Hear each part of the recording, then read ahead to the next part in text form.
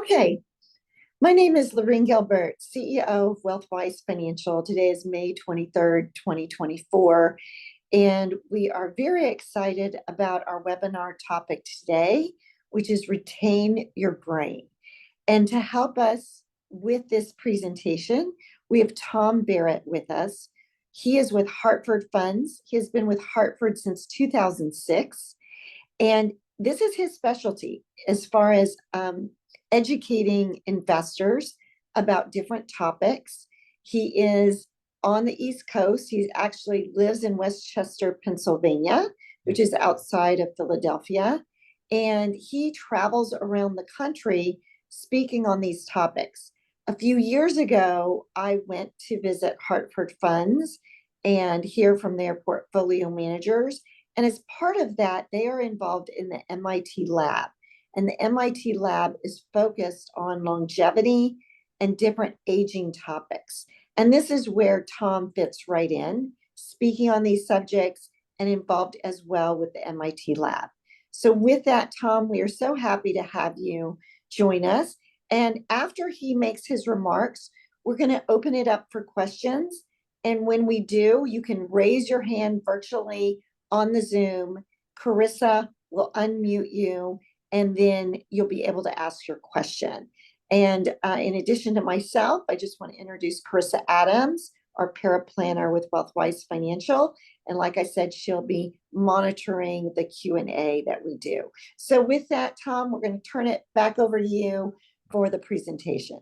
Thanks, Lorraine, and thanks everyone for joining us this afternoon. As you just heard, my name is Tom Barrett. I'm Managing Director at Hartford Funds. Been at the firm for 18 years, and you're getting a little taste of what I do for a living. I speak with on a number of topics with a number of partners that Hartford Funds has. Our primary relationship, as you just heard, has been with the Massachusetts Institute of Technology and a program they have there called the Age Lab. They're some of the foremost experts in aging and longevity planning in our country today. And by the way, I'll bring up the slides. I just remembered I should do that. So let's make sure you seeing those okay? Yes, we Okay, can great. see it. Anyway, so so working with MIT, some of these researchers up at Cambridge, Massachusetts, really focused on longevity planning and aging. Now, before I jump into today's topic, I want to make one quick reference to a study they've done around longevity that states that if there's a couple in our country today, age 65, the probability that at least one will live well into their 90s right now is a 45% probability. In fact, the oldest living person on the planet today is 115 years old. You know, folks, she credits her longevity to two simple things: a steady diet of Greek yogurt and keeping away from toxic personalities. So these are easy things, guidelines for us to have longevity. But at the end of the day, MIT tells us we really need to be considering not just 20 or 30 years of aging in retirement, but rather 20 or 30 years of healthy aging in retirement. And so as we can anticipate that, certainly one of the most valuable assets we have is going to be our brain health and our mental cognition. So here's the good news. Over the last year, Hartford Funds has partnered with a neuroscientist by the name of Dr. Mark Milstein. He's a PhD brain researcher out of UCLA. And as he states here, we have strong evidence that suggests that just simple lifestyle interventions can dramatically improve brain health and lower the risk of disease today, tomorrow, and in the years to come. At the end of the day, what I'll be sharing with you is that there are some simple steps in our lives that can really help to protect that most valuable asset. And this is all very hopeful news, I think. So let me jump in by just sharing with everyone. When it comes to our brain's age and our chronological age, they might not be in lockstep. In fact, our brain could be aging at an accelerated rate or a decelerated rate from our chronological age. There are some factors at play there. Now, brain researchers have stated that there is a segment of the population they refer to as super agers. These are people that are over the age of 70. If we're hooked them up to a brain scanner and take a look, they would have brains that are, by the way, these are terminology that the researchers are using, are fuller, healthier, plumper. Maybe somebody would be decades younger versus the cohort, of their age group. On top of that, they oftentimes have memory recall like that of somebody that might be in their 20s or 30s. And people would think that that was probably strongly tied to genetics, but I'm here to tell you genetics doesn't play as strong a role as you might suspect. In fact, researchers say those that have a positive outlook on aging have somewhere around a 35% reduced risk of getting dementia or Alzheimer's disease. It seems a little bit like pseudoscience, just having a positive mindset. What is that doing for me? Well, the reality is this: if we have that positive mindset, we're more likely to engage in the activities, the habits, the exercises that I'm going to discuss today. And what researchers have found is that this segment of the population, these super agers, are typically involved in these activities and characteristics that I'll describe that help us to keep that healthy functioning brain. So it might not be as tied to genetics as we once thought. And before I really jump into the discussion, just to dispel a couple of rumors that have persisted throughout our life. One is we've always talked to loved ones, and as they're getting older, they'll say, "Hey, I'm forgetting this, that, or the other. Oh well, what am I going to do? I'm getting older. It's just part of aging." And what Dr. Mark Milstein wants people to understand is that when it comes to significant memory loss, that is not a normal part of aging. It should be considered a red flag. Not to say that, having a little bit of forgetfulness is a concern, right? We'll forget maybe an appointment or returning somebody's call. At the end of the day, if there is a lack of focus that is preventing us from getting through the agenda of our day, that might be something that we want to talk to a medical doctor about. Now, on the more positive side around stereotypes, something I can speak about from personal experience. I grew up in a household where my grandmother had Alzheimer's disease. My mother was her primary caregiver. She looked at this really kind of as like a genetic death sentence. It was inevitable that it was going to be coming to her. This was provided a lot of stress and anxiety for my mom on top of just the caregiving responsibilities. And so you can see this stereotype. Well, my relatives have dementia. It's in my genes. It's probably not looking good for me. And this is what I want people to understand.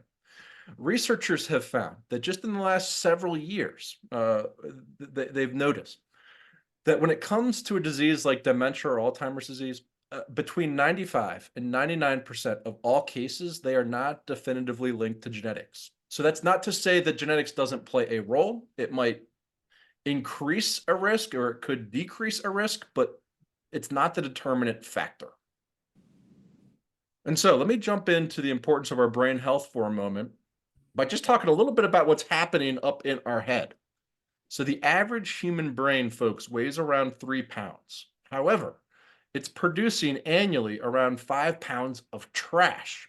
When I say trash, it's really this buildup of waste. It's broken down proteins and leftover enzymes, really just part of being alive that is settling up there. And there is a mechanism that our brain has to help kind of clean out that trash, which I'll describe in a moment. But understand that as we age, the efficiency at which our brain is able to clean that buildup of trash, toxins, and waste becomes less effective. In fact, starting at the age of 40, our brains will start to shrink on average around 5% every decade. And so certainly we want to do some things to help slow that process.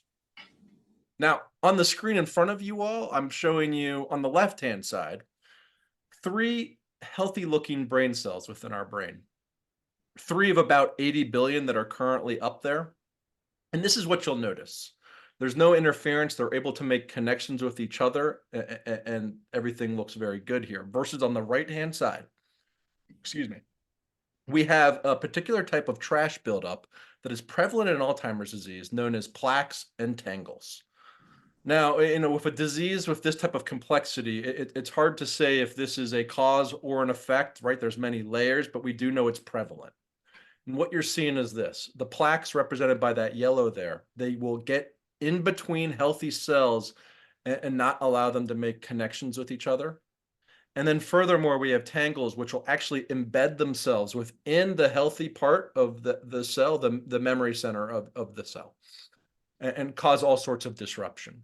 So of course, we want to be able to minimize the buildup of plaques and tangles. I have some really exciting news on this front. This is hot off the presses. Lori and I was just speaking of MIT. I was just up in Cambridge about 3 weeks ago. Annually at MIT, they host a summit. They call it the Longevity Planning Summit. Bring in some of the greatest minds in aging longevity planning in our country, talking about the future. And they brought in a Harvard professor. She's a medical doctor, and she talked about something called gamma wave therapy. We are currently in third stage human clinical trials on this therapy. It's non-invasive. It's basically for an hour a day, you watch a screen. It has some type of interesting, graphics that are going that are obviously beyond my comprehension. But what they say is that this non-invasive procedure of watching this and participating in this gamma wave therapy, it dramatically reduces the buildup specifically of tangles and plaques. So the fact that we're already at human clinical trials tells me that it's very hopeful that this will be some type of mainstream uh, type of benefit. Now, on top of that, think about this. Now, maybe 20 or 30 years ago, doctors were apprehensive to diagnose somebody with dementia or Alzheimer's disease because there was very little we could do about it.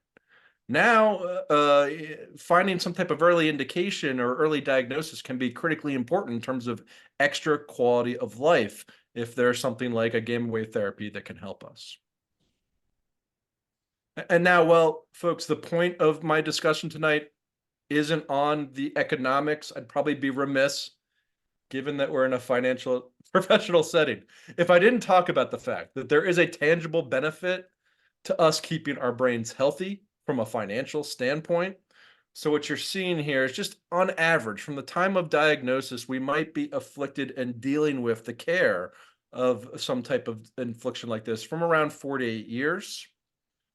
And when we are being educated on that progressive cost of care for many years, we've been inundated about how as we live longer, that cost of care could increase. And we all understand that. But the issue is when we're getting these hypothetical quotes on the economics, we're oftentimes not hearing about the additional cost of memory care. Since it's a specialized type of care, it will cost somewhere around 15 to 50 additional dollars every year. The bottom line is this: for the average patient diagnosed with dealing with some type of dementia care, from the lifespan from the diagnosis will be somewhere around $400,000. And some folks even think that sounds like it might be on the low side. But at the end of the day, we do know it's certainly an expensive affliction to deal with. And so I'm going to get into the good news here about ways that we can help to protect our brain, but also quickly we'll share with you why I think it's so important as we think about retirement, because there was a statistic that frightened me a little bit. MIT tells us that those of us that are working full-time, 40 hours or more a week, are consuming somewhere around 80 minutes of television a day. And then that number skyrockets. So for those of us over the age of 65, no longer working in any capacity, we're consuming somewhere around 290 minutes of television a day. And I don't think anyone says, I can't wait to retire and watch more Netflix, but if we haven't thought about what's next, maybe we might. And I can tell you this can have a dramatic effect, because MIT tells us there's an epidemic facing Americans that could be worse than smoking. It's loneliness and that isolation that can be persistent if we're sitting on the couch watching TV. Certainly not great for our brain health. So just thinking about some of the things we'll be doing with our time is important. But on top of that, I will share with you how we can help to age-proof our brain. Now, I'm going to be teasing a lot of these ideas. I'm not going to get too granular on anything. If anyone is interested in kind of going down the rabbit hole, Dr. Mark Milstein has written a book, which is titled The Age-Proof Brain. It's an excellent read. I'm not a paid endorser of it, but it's just something that I'd mention to folks. So the first thing that is important for all of you in our fight for our brain's health is tonight, I'm going to recommend everyone gets the greatest night of sleep that they've ever had. And there's a reason for that. Because every night at the deepest stage of sleep, our brain is undergoing a brainwash cycle, which is clearing out that buildup of trash, waste, and toxins. And so let me explain what's happening. Every night in that deep stage of sleep, our brain will compress to around 65% of its original size. Imagine you have a sponge in the sink and it's real grimy. You need to squeeze it to get all that gunk out. This is essentially what our brain is doing. It sounds a little bit like a horror story, but there's this fluid that comes up from our spinal cord, and it comes and helps to wash out that buildup, sends it back down through our spinal cord, and it's processed through our liver. Now, when I heard this at first, I was concerned. I was under the impression my liver was just responsible for alcohol consumption. Now I understand it's responsible for brain health as well. So that was a concern. But this is why what you're seeing on the screen is that we want to shoot for 7 to 9 hours of sleep a night.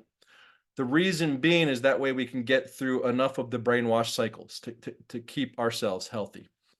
And so, just in response to questions I've gotten as I've had this discussion around the country, there have been some folks that say, "Hey, Tom, I get less than 7 hours of sleep a night and I feel fine." And I spoke with Dr. Mark Milstein about this, and he tells us that there is a segment of the population that can absolutely get the full function of a brainwash, be focused, get through their day, no problem with the energy they need on less than 7 hours of sleep a night. But researchers refer to this segment of the population as super sleepers, and they actually believe only around 1 to 2% of the population will actually fall into this category. The rest of us are probably just pretending that we can make it. So the example I give is this: not that long ago, I was at a financial advisor meeting. It was at night, like 7 at night, and I meet the advisor before we go on stage, and he said, "Well, this triple shot espresso that he got from Starbucks should get him through the meeting." Now, if we need 3 shots of espresso at 6:30 at night to get through the next hour, maybe we're not getting enough sleep. The next thing is this, just from questions I've received. Is it okay if I get a nap in my day? Is that going to interfere with this cycle? And the answer is a nap is absolutely okay. We can count it towards that 7 to 9 hours. But just understand this. Imagine the last time you napped and you woke up and you felt groggy or, not in a good mood, still tired. Chances are you actually woke up in the middle of a brainwash cycle, which is what might cause that feeling. And so the recommendation is this: if we want to take a nap, keep it somewhere around 1 to 30 minutes. You want to keep it within that light stage of sleep before we transition to that deeper stage where that brainwash cycle begins. And so I'm now going to set everyone up to be prepared for that perfect night of sleep tonight. As I mentioned, these are all simple lifestyle interventions. None of this is rocket science. The first one is this: Dr. Mark Milstein tells us that many of us, if not all of us, are living in what he refers to as a modern dark bedroom. We have that little red light emanating from the TV. Our devices are in the room, the alarm clocks. You see the curtains, they close just enough that the beam of light hits you in the face. Now, this is the issue.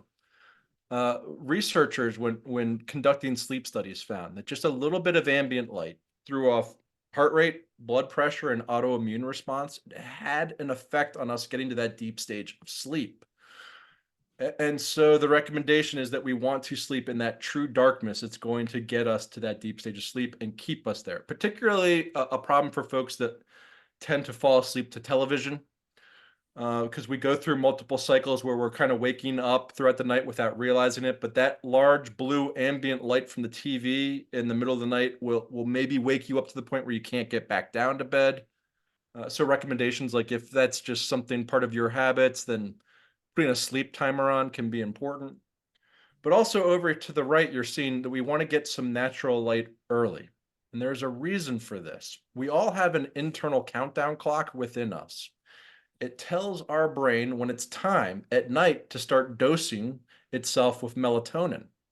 This countdown clock begins when we get around 5 to 10 minutes of sun exposure within the first 30 minutes of our day. And so we want to find an excuse to go out and get that. It's not just enough to open up the bedroom window. We need to get a little absorption of vitamin D. And so just find that excuse. If it's getting coffee out on the porch in the morning, maybe you grab the mail instead of at night, or first thing when you wake up, take the animal for a walk, do a little gardening. whatever excuse to get that 5 to 10 minutes of natural light, which can help to explain why we always have heard about seasonal depression syndrome, where light is affecting mood. And that's because if light is coming up late in the day, it might throw off that internal countdown clock. And so for those of us that might be waking up well before the sun ever comes up, not to fear, it's okay. It's just recommended that we find that excuse to get that sun exposure when it's first possible.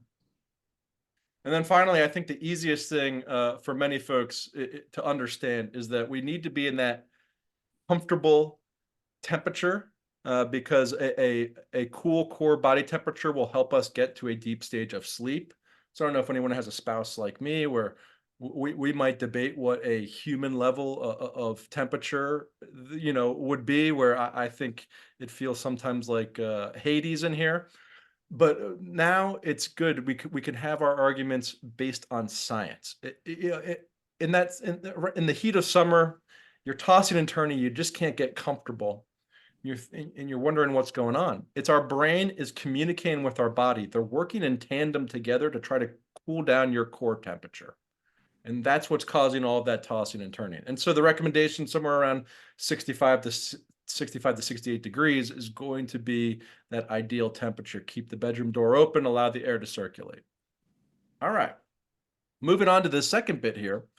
And this is around the connection between our gut health and our brain health. Researchers have now confirmed that there is a greater connection than what might have previously been understood. And a lot of it actually has to do really with inflammation. So for many of us, inflammation might originate in our gut, but inflammation can be in our joints, in our gums, anywhere, right? And what happens is this. When we have inflammation, it shoots up signals to our brain. Whatever our brain was working on now, it needs to change course and focus on battling that inflammation. All right. And so when it's doing that, it's taking away time from its functions around keeping itself healthy, doing various cleansing and whatnot. So this is what researchers recommend around diet. In front of you here is what I'm referring to as a brain health diet. If you're looking at it and thinking it looks a lot like a Mediterranean diet, you're right. It is very similar to a Mediterranean diet. Now, Dr. Mark Milstein tells us those that stick to this diet nearly 80% of the time have around a 35% reduced risk of dementia or Alzheimer's disease. However, those that strictly stick to this diet nearly 100% of the time have nearly a 53% reduced risk of dementia or Alzheimer's disease. So what's going on? You're seeing fish, omega-3s, a wide variety of fruits and vegetables, beans and nuts. What are these foods doing? Well, they are primarily responsible as and really known as being anti-inflammatory. So imagine you have a fire and there's certain things we can do to kind of douse those flames and make the fire larger, or there's certain things we could do to try to put the flames out and dampen the fire. And that's how I think about these types of foods. We are adding them to try to dampen the fire on inflammation. And so what Dr. Mark Milstein will tell us is it's not necessarily about subtracting everything in life that you enjoy. It's really about making additions that can be beneficial. And when we're going to the supermarket, we don't all have to become, real critical about nutrition. However, just simply, if you're looking at an ingredients list and it reads somewhat like a science experiment, that might be a red flag. In fact, right now, there's a museum in Chicago that had unwrapped a Twinkie 20 years ago. Today, it's on display unwrapped. It looks just as delicious today as it did when they first unwrapped it 20 years ago. If we have food with that type of preservation, what's going on? There is a challenge I was told to try. Anyone can go check this out. The Frito-Lay's challenge.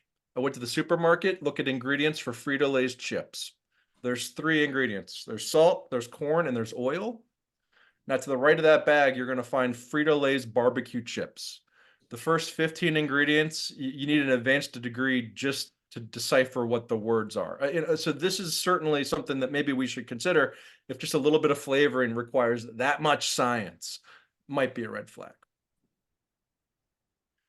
And now moving on to this next bit around stress. The good news here, folks, is that a little bit of stress in our life can actually be a good thing. In fact, when we get a little bit of stress, a hormone known as cortisol will get shot into our brain. It's one of the few things that we know is responsible for creating new brain cells in the memory center of our brain. But just like anything else, moderation is certainly going to be key. We don't want to be constantly shooting our brain of cortisol. There can be a negative side effect to that. So what researchers suggest is this. It's okay to have a little bit of stress in our life, but we want to be able to acknowledge it and take a break from it. And so, next time you're at the supermarket and you're in the 10 items or less lane and the person in front of you has 15 items and you're just kind of, yeah, it's okay. A little cortisol will be fine. Or you're out on the highway, you're in the right lane, the left lane's moving, you're not. You finally move to the left lane, then it stops. It's okay. But the idea is, again, not to let ourselves just be overwhelmed by it. And this might seem a little hokey, back to the pseudoscience, but there was a study that was done at both Harvard and Yale over the course of many weeks around a breathing exercise. So just when people felt a level of anxiety or stress elevate, they took the time to do this exercise. I'll do it once. You breathe in calmness, you breathe out anxiety. So I'm breathing in calmness, breathing out anxiety. And what this does, this is actually allows you to take that break from whatever we were focused on. Stress oftentimes being really centered around us thinking about our past or focused on our future. We just need to break that wall. And so it doesn't have to be this particular breathing exercise, just any type of mindfulness. If it's prayer, if it's yoga, a little reading, something to take that break. But this breathing exercise has been clinically proven to help. And then the next bit, which is really interesting, is around exercise. Now, exercise has this tremendous benefit to our brain health. And in fact, if we were able to encapsulate all of the benefits that just a little bit of exercise could provide into a pill form, people will be lined up around the block to get it. However, what is recommended is that we only need around 30 minutes of walking a day to achieve that type of result that I'm mentioning. We don't need to be marathon runners, and we don't even need to walk 30 straight minutes. It could be 6 5-minute segments of walking, just getting ourselves moving every day. And so the issue around this is probably around motivation, because if folks are like me, I've always been told my whole life that jogging is good for you. It's fun. There's runner endorphins, I'm told. Never experienced in my life. I can't stand it. I know there's a health benefit, but sometimes you need that little kick in the rear, right, to do it. So maybe setting up that visual reminder. If you put shoes in front of the front door, every time you walk by, maybe you're shaming yourself a little bit that I need to go get that walk, right? Or just it's just you're busy with your day. It just will help you to think about your priorities. Now, one thing I've definitely been very helpful is around taking a little bit of action. My example is this. I used to try to really win the race to be the laziest human. I'd go to the grocery store. I'd circle the parking lot multiple times to find the closest spot to walk the fewest amount of steps. It might have taken me longer than if I had just parked a couple of spaces away. And now I'm finding out if I park 25 yards away from the door, it's actually going to be great for my overall brain health. So it's worth it. Not to mention that might help with the de-stress of me being anxious about finding the right spot. And then I think I don't need to spend a ton of time on this. I think we all understand that if there's something we enjoy, we're more likely to do it. And so again, it's just about getting the blood flowing a little bit. So walking is simple, but it could be yoga. It could be a little bit of golf. Everyone's playing pickleball now. There's a hike, whatever it might be. And of course, if we have that accountability partner, that friend that it will do it with us, will be more likely to actually engage in the activity. However, as I mentioned to you, there's an epidemic facing Americans around loneliness. Right now, 45% of women over the age of 75 currently live alone, 25% of men. And sometimes finding that partner might be a challenge. I'll just share with you one idea. There is a service called Our Time. If you've not heard of it, probably heard of Match.com before. Our Time is kind of like the Match.com for those over the age of 55. In the first year of operation, they had 2 million registered users to just kind of demonstrate that there was a demand for this type of service. And as the name suggests, it was around our time together. So dating as a component, it's kind of walled off over here, but that's not the main focus. The main focus is really around, hey, you're looking for that yoga partner. There's an art installation in town, a music festival. I want to go for a hike. You can meet people on a platonic level, just get out of the house and do some real activities. So it's a nice opportunity for finding folks. I'm going to wind it down here by talking finally about cross-training our brain.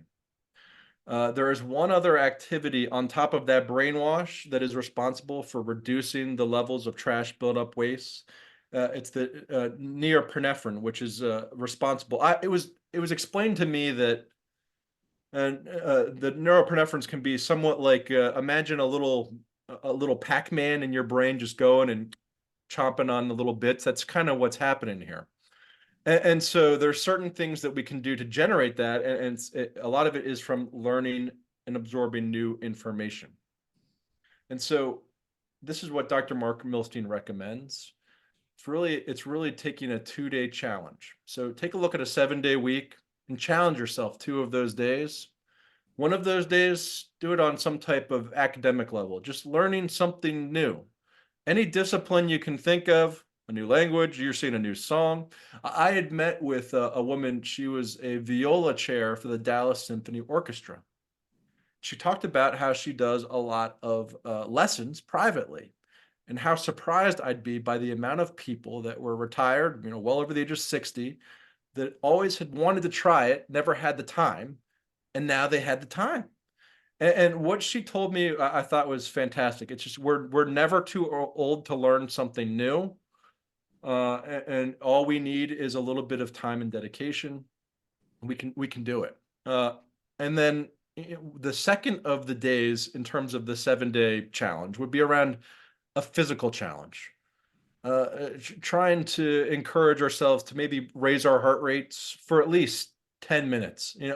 Like I mentioned, it's important that we walk around 30, but if we can elevate that heart rate a couple of times a week for just a couple of minutes, it can have a dramatic effect. Now, something I found really interesting, those that frequently participate in dinner parties have a significantly reduced risk of dementia or Alzheimer's disease. It seems kind of silly, but why is it? It's because we're engaging in conversation, we're absorbing and learning new information, which is why researchers actually have stated that those that might have a hearing issue, some type of significant hearing loss, have a dramatically increased risk of dementia or Alzheimer's disease, simply because all of a sudden we're not able to absorb that information. However, getting some type of hearing aid can take that risk practically down to zero instantaneously. And so don't hesitate from thinking about some of these devices that can help us. And then finally, we've added this additional slide before I turn it over to see if there's any questions. This is really based off common questions we were getting out in the field as we started talking about this topic. A lot of people were saying, well, I'm taking X, Y, or Z supplement. I saw it on Good Morning America. I actually had a young person ask me about a supplement she saw on TikTok. At the end of the day, I had to tell her I wasn't a medical doctor. Neither is Dr. Mark Milstein. Neither are the hosts at Good Morning America. The reality is this: supplements can be beneficial to us. They can be a hindrance if it's not necessary, and sometimes we're taking unnecessary supplements. And so the only recommendation is this: we should absolutely be getting a physical annually. At that time, if you're feeling like there's a deficiency where a supplement might benefit you, talk to your medical doctor, have them run some blood work, and let's evaluate what levels of what you might need. This is the ultimate guideline for how we should think about supplements, particularly around sleep aids.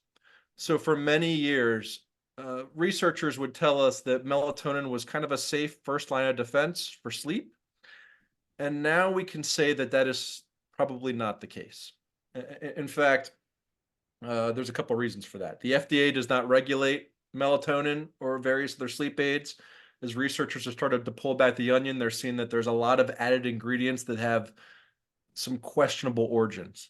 On top of that, I mentioned the internal countdown clock we all have, which doses our brain with melatonin that we're naturally creating.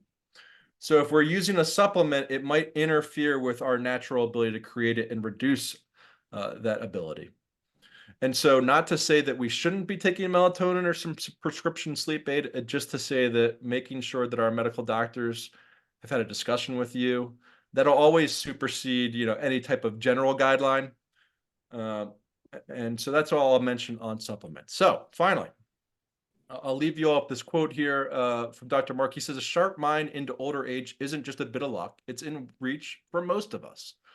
And for folks that might want to dig deeper into this, if you're not interested in acquiring Dr. Mark Milstein's book, totally understandable. But if you have a podcast service you listen to, I, for instance, I have Spotify.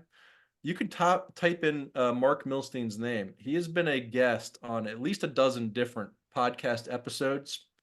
So you can go just an hour on diet, just an hour on exercise, just an hour on sleep if you want to hear his thoughts on that. And there's a lot of great information out there for free as well.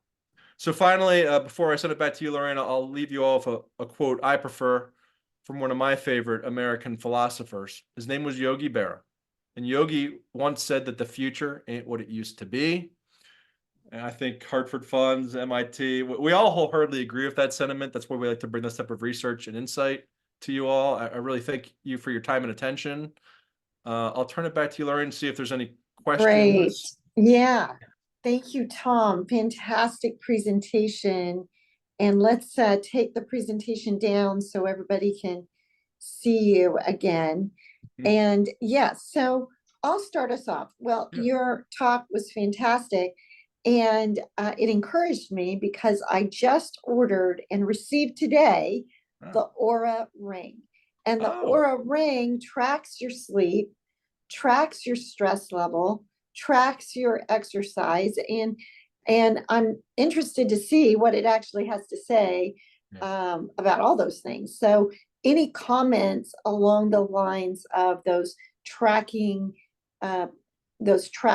mechanisms? What are your Yeah. thoughts there? Well, my thoughts are they can be quite helpful and surprisingly accurate.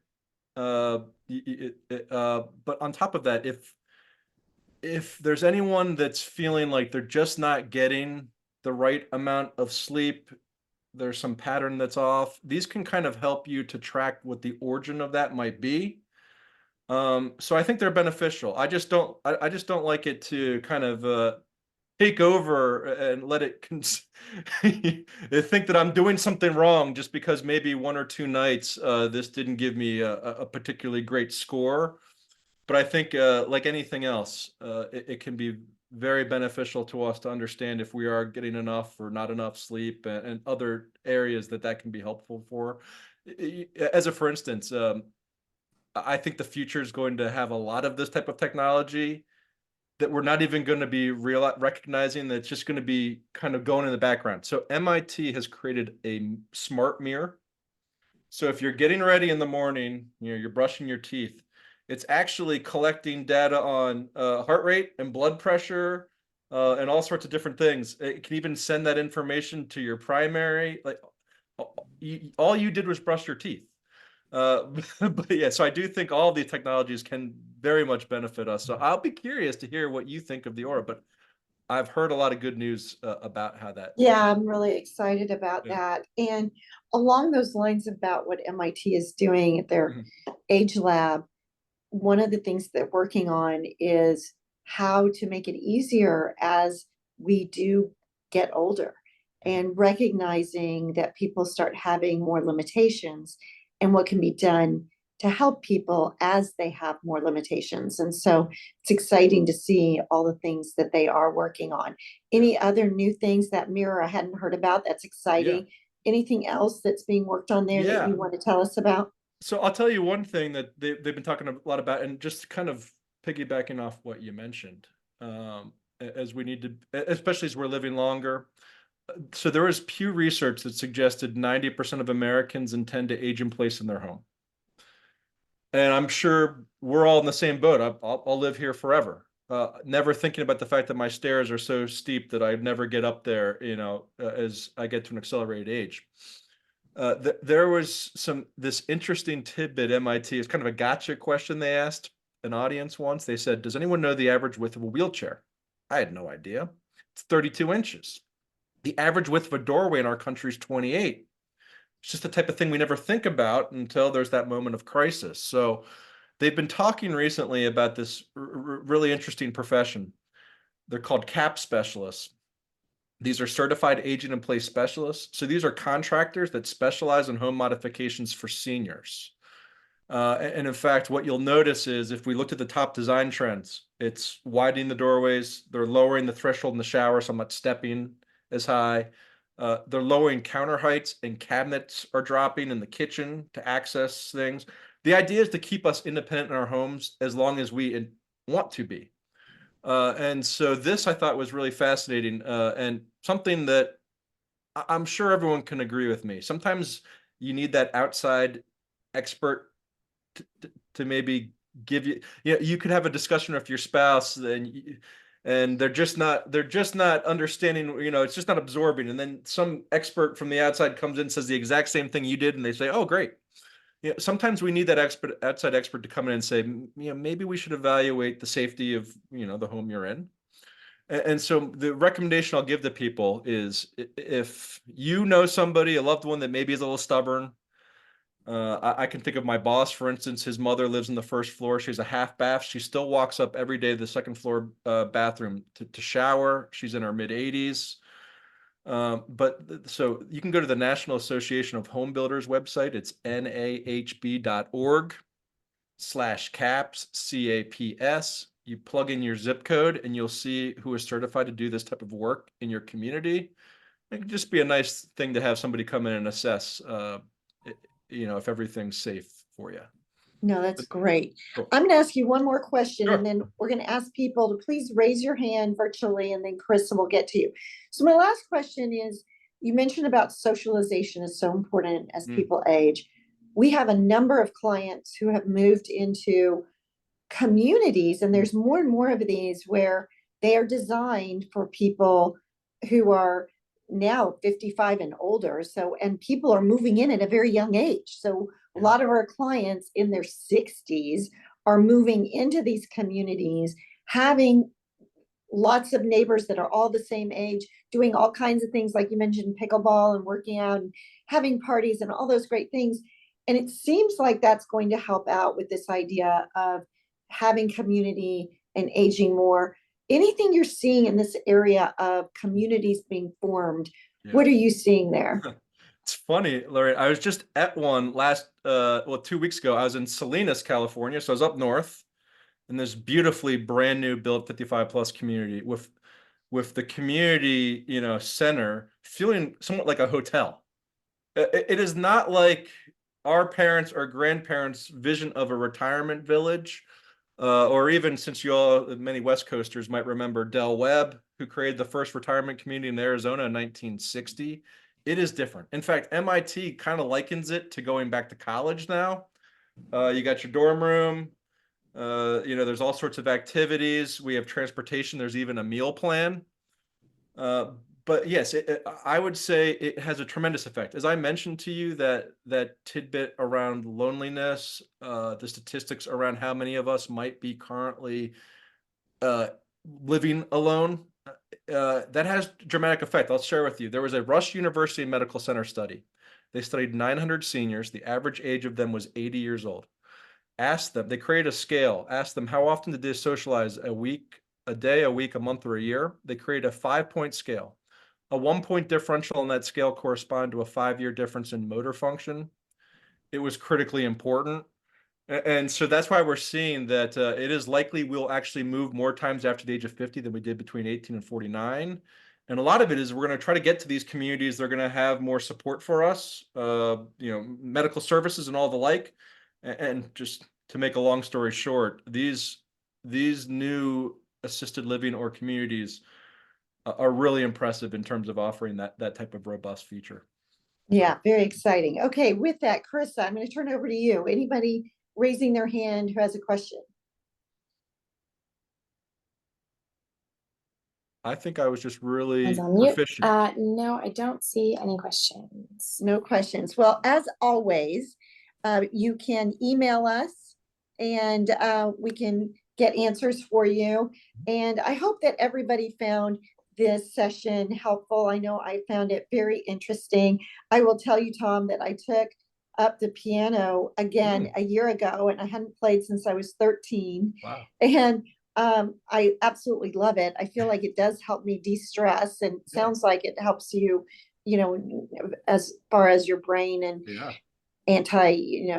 aging and all those kinds of things. So that's very exciting. So I would just encourage our clients to be thinking about what new activities can you add into your schedule that help you. And we are here to help you with those ideas as well, because we want people to retire well and to retire healthy. And so with that, thank you, Tom, for joining us. And to our clients on the line, thank you for joining us. Thank you, everybody. Bye now.